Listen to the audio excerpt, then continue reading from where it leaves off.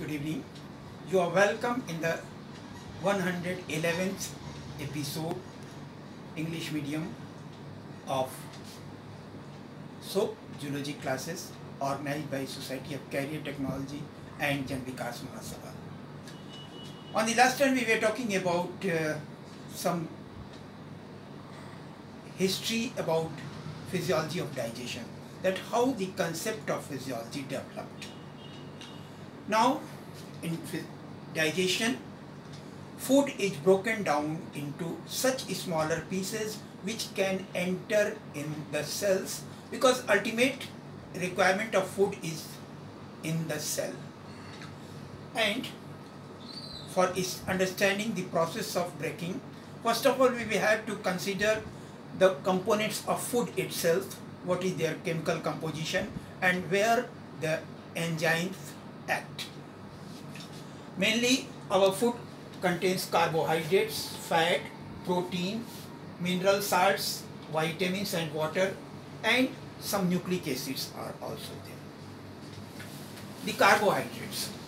Carbohydrates are compounds of carbon, hydrogen and oxygen. Normally the ratio between H and O is the same as it is in the water, but there are certain exceptions. In deoxyribose C5H10O4, the ratio is not the same. And C3H6O3, lactic acid is C3H6O3, but it is not a carbohydrate. Actually, carbohydrates are polyhydroxyl aldehydes or ketones or their derivatives, acetals or ketones. They are mainly divided into three categories: the monosaccharides, disaccharides and polysaccharides. Monosaccharides are made up of single unit. They need not to be broken down. They can be directly utilized by the cell.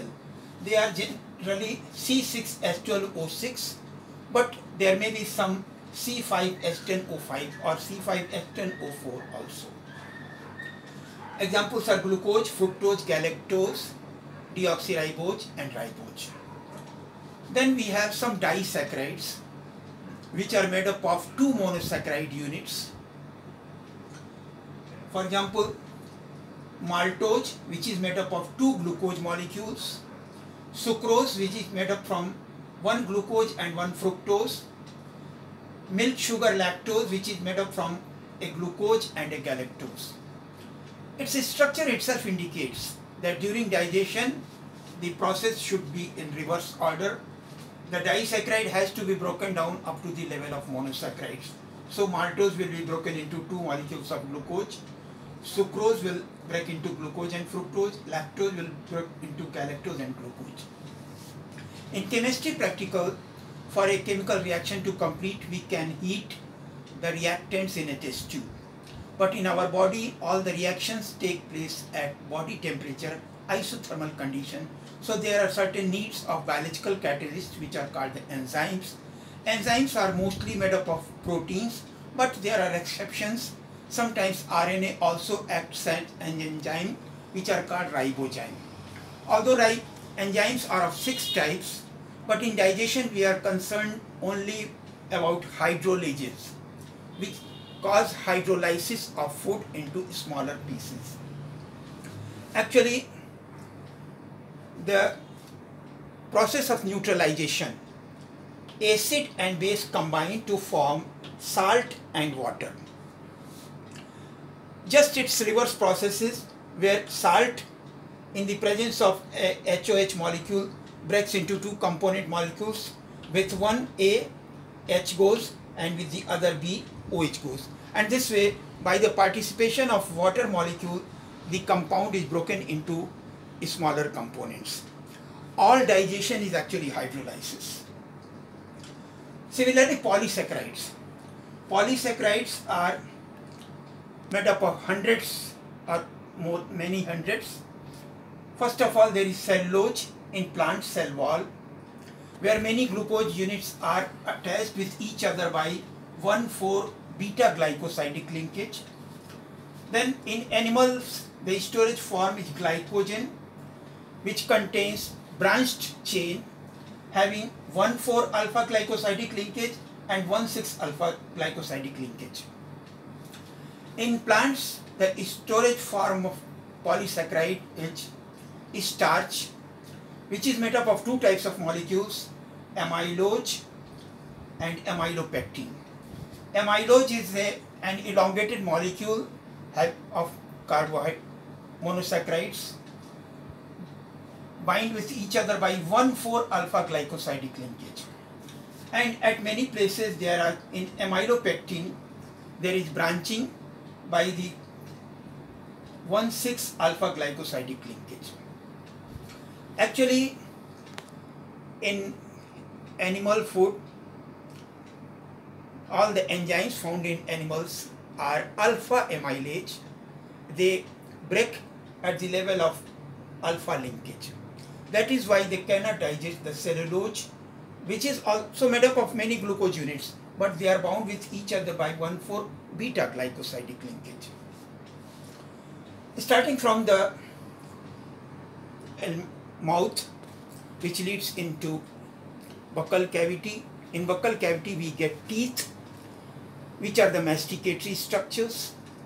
In some of the animals, teeth are of only one type, which is called homodont condition. Normally homodont condition is not found in mammals, but in toothed whales the teeth are homodont, made up of only one type. In human beings they are heterodont, having four types: incisor, then canines, then premolar and molar. Then whether the teeth come out only once in a life, two times, or more than two times, they can be monophyodont when they come out for only one time. They are diphyodont if they come out for two times. They are polyphyodont if they come out for more than two times. In human beings, in young stage, in a child, only 20 teeth are there. So these teeth are deciduous teeth. They are replaced once, so they are diphyodont. The dental formula is the number of teeth in both jaws of one side. So for total number you have to multiply it by 2. And the number of teeth in both jaws are depicted above the line and below the line. So in a child the number is 2 incisor, 1 canine, there is no premolar and only 2 molars. So formula is 2102 upon 2102. Whereas in adult there are 32 teeth. Of course, initially there are 28 teeth. Last molar come out lately, which are called wisdom teeth. So there are 2 incisors, 1 canine, 2 premolars and 3 molars. The dental formula becomes 2123 upon 2123. On the basis of attachment of teeth with the gums and bones, also the teeth are of 3 types. One, in frog, etc., the teeth are arranged just at the surface like this. They are called acrodont. In lizard, they are attached with the bone from lateral side, so they are called pleurodont.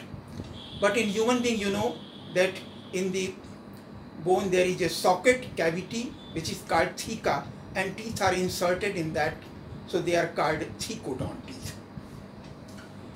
You can see here VS of a mammalian tooth, where just that part which is outside the gum is called crown, and the part which is inside the gum and bone is called the root. The outermost covering is enamel. Enamel is said to be the hardest material of our body. Just below this enamel there is a layer of dentine, and just inside that there is a pulp cavity in which there are blood vessels, arteries and veins, and nerve supply also. So in buccal cavity only saliva is secreted, about 1 to 1.5 liter saliva is secreted in a man every day, and it contains salivary amylase. The enzymes which are responsible for breakdown of carbohydrates, they are called amylase. So there is a salivary amylase or ptyalin. You must have seen that when you are taking your food and you chew the bread or rice in your buccal cavity for some time, then after some time it appears sweet in taste. It is because the polysaccharide starch is broken down up to the level of disaccharide, and that gives the sweet taste. One more interesting fact, in the saliva an antibacterial compound enzyme is found which is called lysozyme. That is why whenever there is a cut in your finger and you just insert it in your mouth, spread the saliva, the wound is healed. It serves as an antiseptic because it has an antibacterial property. In the esophagus, there is no digestive enzyme, but it secretes mucus, and mucus covers the innermost lining of the alimentary canal so that the digestive enzymes may not digest the alimentary canal itself. So the mucus is very important. The food then reaches into stomach. In mammals, human, the stomach is divided into three parts: cardiac, fundic and pyloric. There are digestive glands. They have three types of cells: parietal cells which secrete the digestive enzyme pepsinogen and prorenin.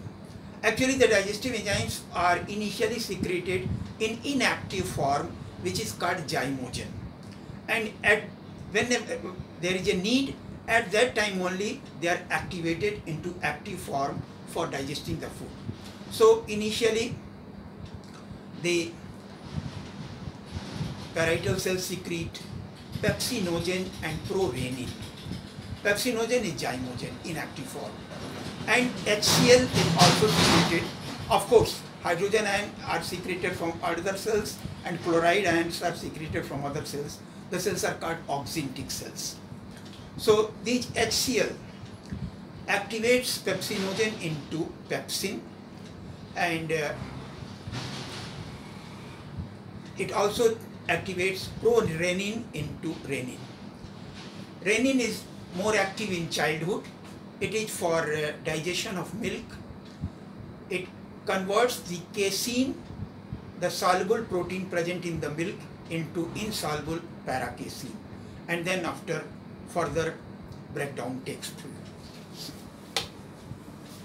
Our food also contains some lipids or fat. Lipid is a general term, a heterogeneous group, many types of molecules. Even the higher fatty acids having carbon C14 to C24, they are also lipid. But the most popular one are neutral fat. And neutral fats and lipids, they are insoluble in water, like butter, ghee, oil, etc. But they are soluble in organic solvents.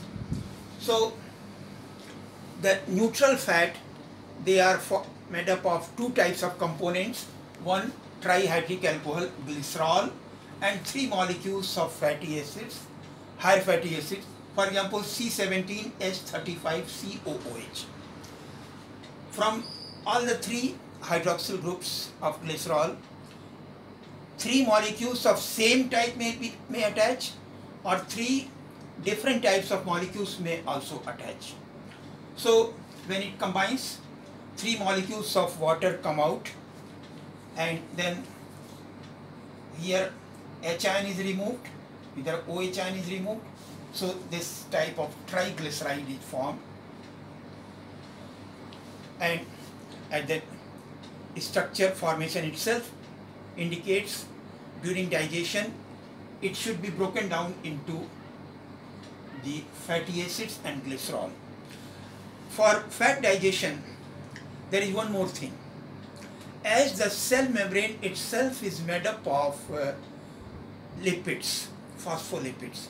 So if there is a lipid, a higher molecular aggregates which may have hundreds of lipid molecules, if they are broken into smaller molecular aggregates having 10-12 lipid molecules, and if their size is smaller than the channels of the cell membrane, they can pass through the cell membrane and they can be easily absorbed.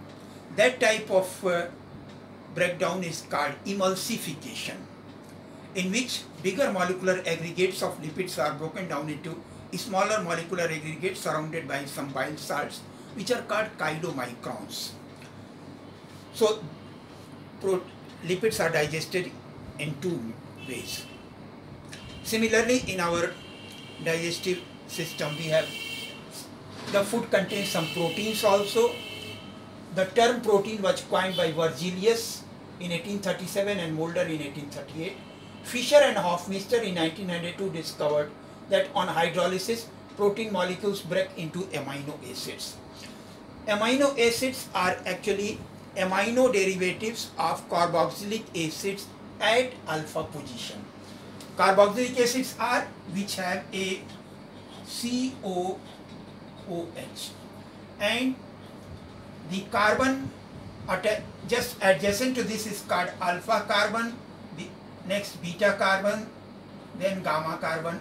So if with this carbon an NH2 group is attached, it is called an amino acid. So all amino acids found in living system are alpha amino acids. Now what happens? See here one amino acid. The electronegativity of oxygen is much more, so its electron is attracted much more towards oxygen, so it is also for COO negative, and the other end NH2, the proton comes to attach with it, so it is very reactive, and that is why the 20 types of amino acids, they bind with each other to make many long chains. When the two amino acid molecules combine, one water is eliminated, and here CO and NH is formed, which is called peptide bond. So at the time of digestion of protein, this peptide bond has to be broken down, which is called, the enzymes are called peptidase or proteinase. Then is synthesized by conversion from other amino acids. So if we do not get it from along with our food, even then our body can function. So there are two types of amino acids: essential amino acids and non-essential amino acids. Essential amino acids we have to take. Non-essential amino acids, whether we take or do not take, it makes no difference. They can be synthesized from other derivatives. So here you can see the list of essential amino acids are those which are taken from food, not synthesized in the body. Arginine, histidine, isoleucine, leucine, methionine, phenylalanine, alanine, threonine, tryptophan, lysine and valine. The non-essential amino acids which cannot be synthesized, which can be synthesized in our body, they are glycine, alanine, serine, aspartic acid, aspargine, cysteine, glutamic acid, glutamine, proline and tyrosine. Now, in examinations, questions of many types, either you may be asked about digestion of carbohydrate, digestion of protein, digestion of lipid, or there may be a different combination of questions in which digestion taking place in buccal cavity, digestion taking place in stomach, digestion taking place in duodenum, and then in small intestine. So both ways questions may be asked. For example, for digestion of protein, which are long chain of 20 types of amino acids, the enzymes responsible for digestion of protein may be of two types. one exopeptidase which break the amino acid from the terminal end. Further, there are two types: aminopeptidase which cuts one amino acid from the NH2 terminal. There may be carboxypeptidase which removes one by one amino acid from the carboxyl terminals. There may be endopeptidase which cut in the middle of protein at certain specific bonds.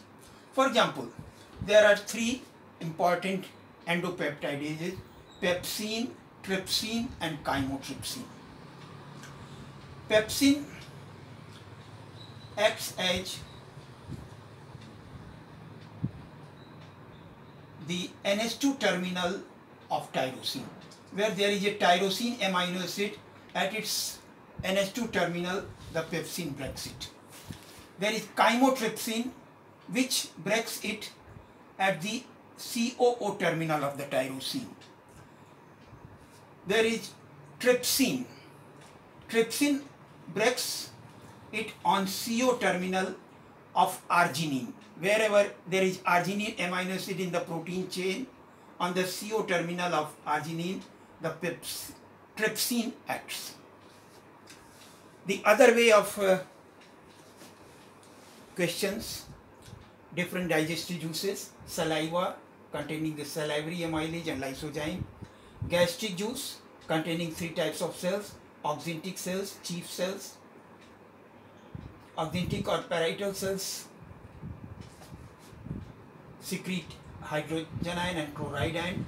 Chief cells secrete pepsinogen, prorenin and extrinsic factor of Cas. It helps in absorption of vitamin B12, and traces of gastric lipase are also secreted in gastric juice. In saliva and gastric juice in stomach, the digestion takes place in acidic medium, but afterwards all digestion takes place in alkaline medium. The gastric juice secretion is stimulated by gastrin hormone, and it is inhibited by enterogastrone hormone whenever there is a need.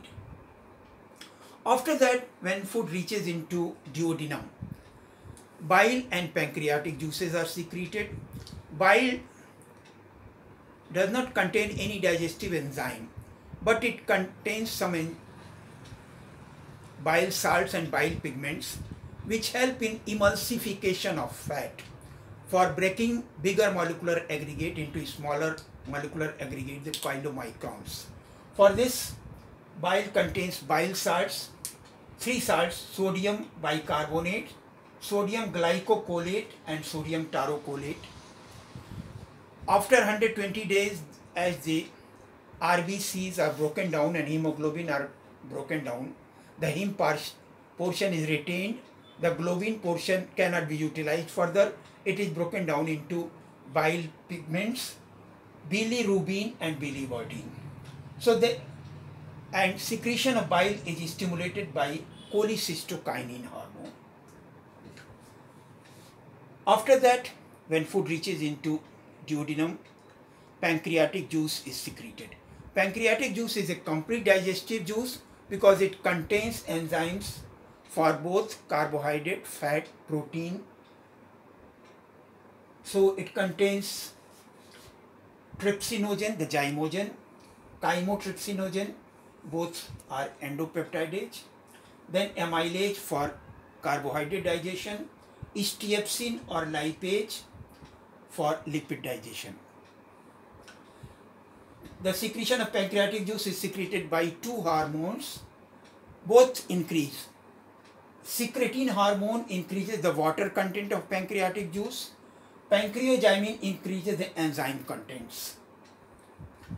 After that, food reaches into small intestine. Intestinal juice is secreted. Intestinal juice is called succus entericus. It has an enterokinase. Enterokinase activates inactive trypsinogen into active trypsin. There is an erepsin Erepsin is an exopeptidase. Then sucrase, maltase and lactase, which break disaccharides up to the level of monosaccharides. Lipase break the fats into fatty acid at glycerol level. And there are polynucleotidase, nucleotidase and nucleosidase also, which break nucleic acids if any present in the food. They are broken down by the nucleotidase enzymes. And after that, in the small intestine, posterior half portion and large intestine, absorption of food takes place. The undigested food goes out defecated by the passage of anus. That's all the basic of physiology of digestion. Thank you very much.